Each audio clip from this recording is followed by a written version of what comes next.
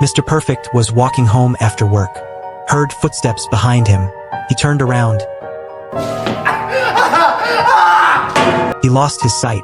Not only did it disrupt his life, but his girlfriend also left him. Just as he was on the verge of collapse, Hanako appeared, an unattractive woman with a kind heart. Hanako cared for the man with meticulous attention, and he felt immensely happy.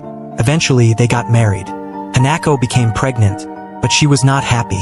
She was afraid the child would inherit her unattractive looks. The man stepped forward to comfort her, finally easing her worries. Not long after, the child was born safely and did not inherit the mother's appearance. From then on, the man took charge of caring for the child, while Hanako went out to work. What a beautiful love story. However, 这拍下了令人毛骨悚然的一幕。